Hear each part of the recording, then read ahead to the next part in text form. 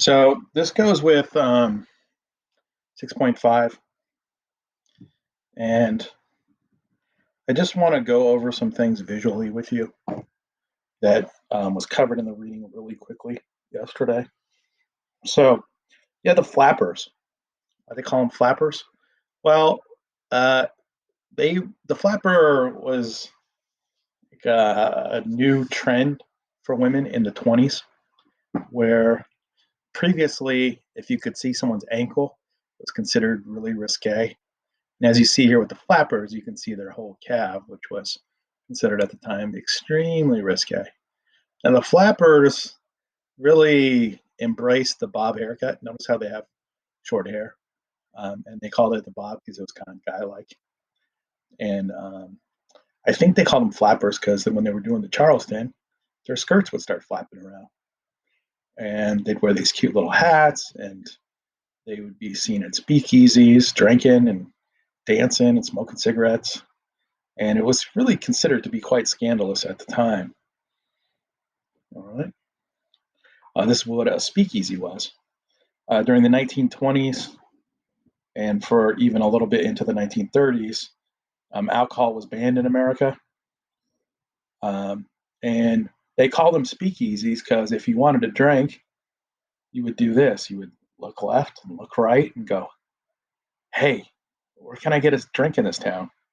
And you do it real quiet. Actually, we do it like this. Hey, where can I get a drink in this town?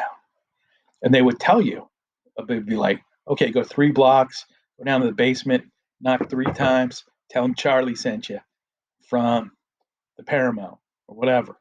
It was like a whole down low kind of vibe.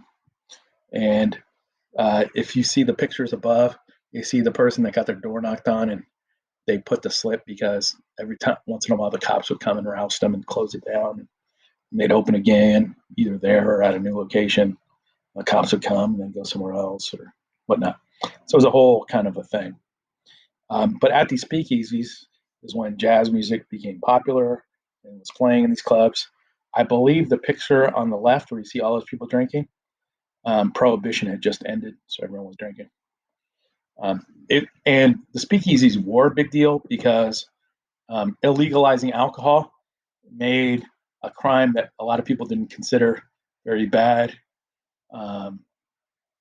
considered it a minor vice, and the organized crime got really rich off this. And so all the money pouring into organized crimes lets crime really grow as an organization in America. The Harlem Renaissance was happening in the same time in the 20s. Harlem is a small area in New York City where African Americans were thriving. And um, there's a lot of great authors and poets from the period. James Baldwin, Zora Neale Hurston, and a lot of times uh, jazz. The Cotton Club was kind of a center of the music scene there too. But some of the writers there are quite famous. Here's a quote from Zora Neale Hurston. If you are silent about your pain, they'll kill you and say you enjoyed it. So that's kind of cutting right to it by Zora Neale Hurston. Then you have Langston Hughes with his famous Harlem poem, which reads, what happens to a dream deferred? Does it dry up like a raisin in the sun, or fester like a sore and then run? Does it stink like rotten meat, or crust and shug over like a syrupy sweet? Maybe it just sags like a heavy load, or does it explode? Langston Hughes, 1951. What's that about?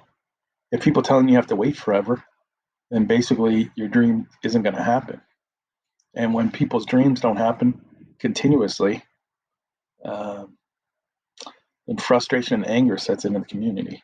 And eventually that's going to be let out somehow, some way. And that's why you get repeated riots in poor areas, repeated civil unrest in these areas.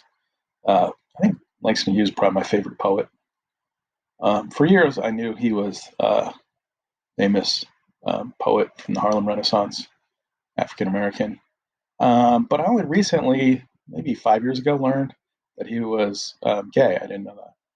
That was never explained in my text, and I thought that was interesting. Why did they leave that part out? Because that's part of who he is. And so, anyway, I just thought that was interesting. So I wanted to share.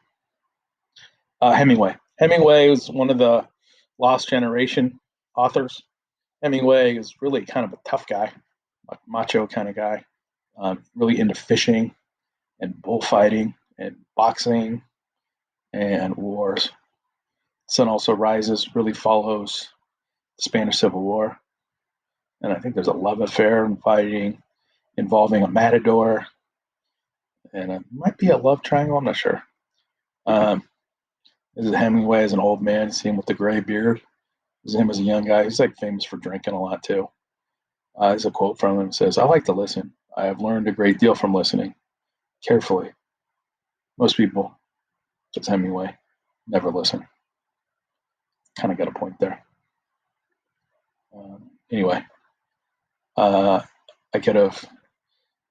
It was Gertrude Stein that labeled Hemingway and Fitzgerald and others the lost generation because they were real frustrated following World War One, and they kind of all left America and somehow got together in Paris.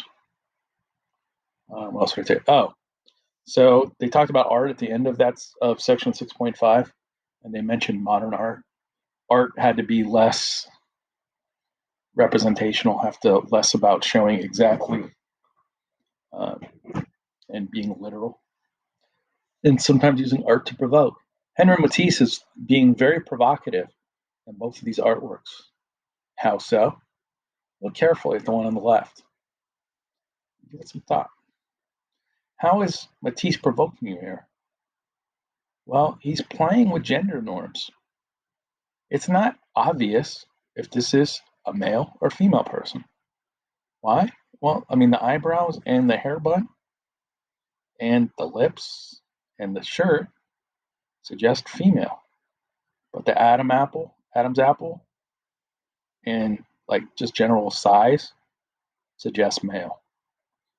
And so people really didn't like this. So Matisse did provoke people. Um, and I think this was considered a Fauvist work. And he did it with colors to really identify things, hence the shading down the middle, meaning how people see you and how you see yourself might be different. See how it's different on the left and the right. Then you look at the other one, this female work, and it's clearly a female because you see, you know, the, the longer hair, but also the earrings. That's our giveaway. Um, but it's showing two sides of a woman. Both a woman can have a place domestically, but also in society, in the workplace.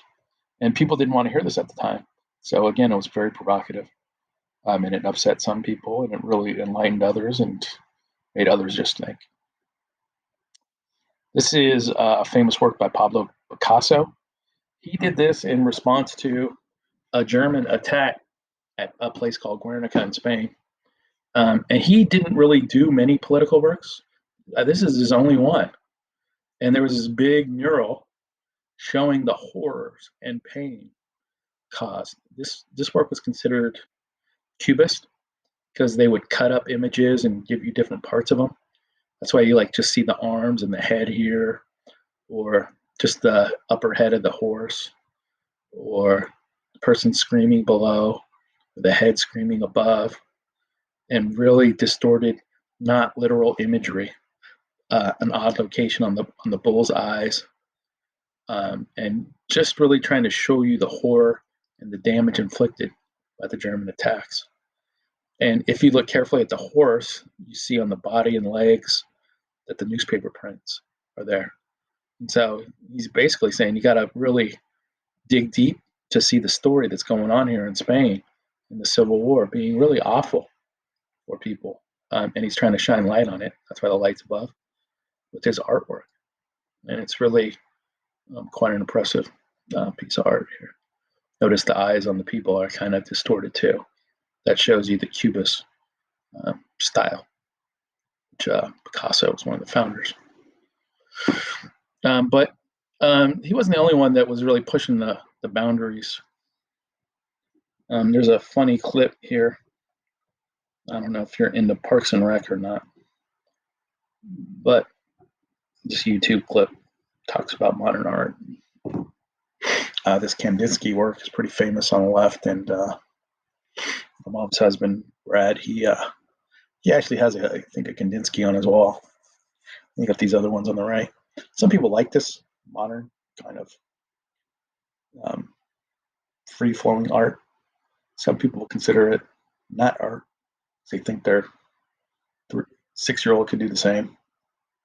I don't know. I I try to be open minded about it. But if I can't put it together at some point, I kind of lose interest too. So I can see it both ways. But you could decide for yourself. I think the important thing is don't have any particular style be so confining. It limits people's creativity. And anyway, check out this clip when you get to this one. I'll have these clips in the chat so you can get to them pretty quickly.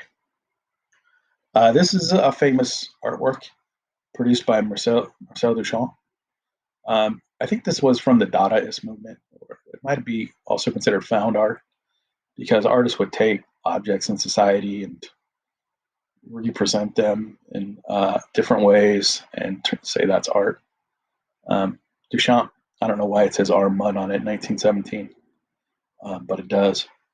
This was Marcel Duchamp's work. We can't see your screen. Can you hear me? Yeah. Sorry, that's not intended.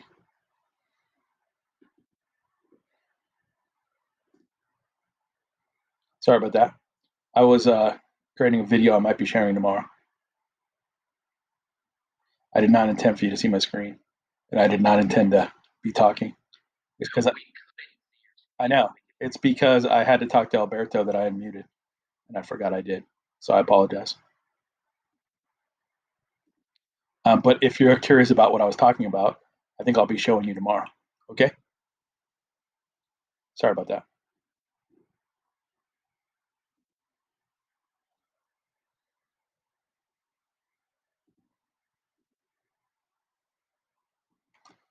Oh, where was I?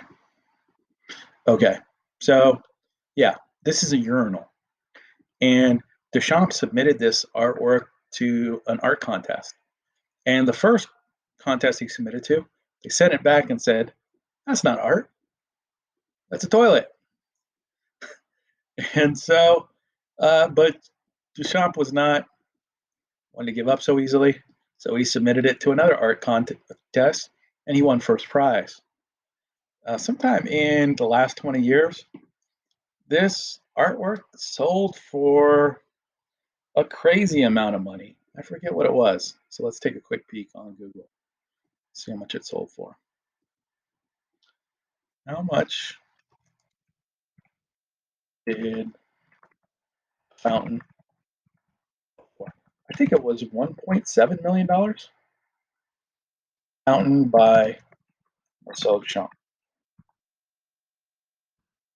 Notice it's not really a fountain, it's a toilet. So that's what kind of makes it funny. Yeah, see, 1.7 million.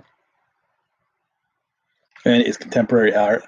I think it's a toilet, but I'm open minded enough to say I would consider the argument to say it's not just a toilet, to say, yeah, it's a toilet, but it's art because Deschamps made it in art and it made people think and saying, maybe we're all in the urinal. I don't know.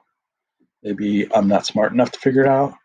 Maybe some things like that could be art to me and some things they couldn't. But it really gave a wider approach to art. And I think that's good, for artists not to be confined and to really comment on society, what they like. Sometimes the comments are pretty harsh and obvious. Here you see people playing poker, but it's also should really remind you of that photo I showed you at the end of World War One, where the people were missing their limbs. Here they're missing their legs. The chairs are their legs now, and their faces are cut off in parts. And this is really showing you the horror of the war. And I bet you that would say Dresden. and the war was really awful. So the Dadaism, by the way, Dadaism was a joke. They took the dictionary and kind of cut it all up and saw Dada on the ground and said, boom, that's what we're going to call this. Because it was really trying to provoke people. Here you see the red colors flashing pretty loudly, which you see the communist influences and really the attack on communism here and concerns with communism spreading to America or Africa or Australia. I'm not sure. I think that's Gorbachev. Hopefully, you can see how this is supposed to be provocative. And if you find the eye, you kind of can see what I'm saying. I'm not sure if that's supposed to be the sun. I know there's a lot to see here. But this Dadaism was similarly provocative. This is Salvador Dali's modern artwork. Dali was considered a leader in the Surrealism movement. Surrealism was taking Freud's ideas about dreams and trying to put them into art. Here you have burning giraffes, which symbolize, the death of innocence. And then you have the bottom left, see the melting clocks?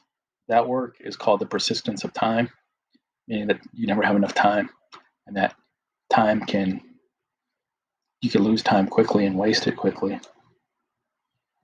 And then you have kind of a one burning giraffe with some innocence, and then the stairway, and really these stark imagery. Looks like someone's innards are pulled out. And I thought some of Dali's works that really make you think, because time is fleeting, and how awful would it be to hurt a giraffe? Such an innocent. You go to the next video to hear the rest and see the rest of these.